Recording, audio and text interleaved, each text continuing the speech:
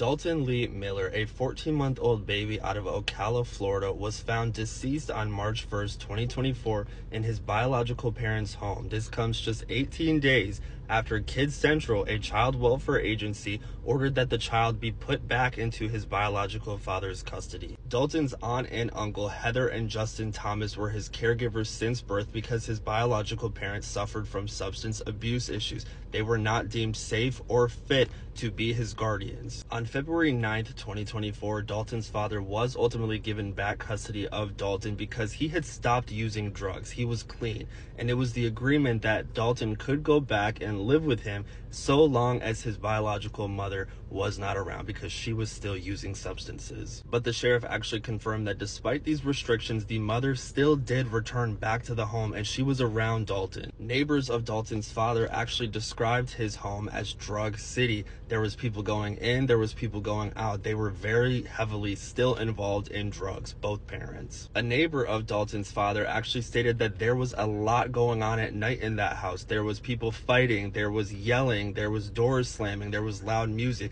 This was clearly not a safe environment for a young child, especially a 14-month-old baby. And let's be honest, if this Kids Central agency and the Department of Children and Families actually did their due diligence and actually looked into whether this home and this man was safe to have custody of this child, they would have realized very quickly that it was not going to be a safe environment for this 14-month-old baby. These were the things that were found in his system right here, which indicated that he actually picked those things up and ate them or was given them. Both of Daltin's biological parents, Kelly Starling and Daniel Miller, are both in jail right now, facing homicide and aggravated manslaughter of a child charges. But I don't think that these charges should stop with these two individuals because there was multiple other entities involved in putting Daltin in this unsafe situation and environment where he was ultimately going to end up deceased. Kids Central, DCF, the judge who ultimately signed off on Daltin being given back to his biological father,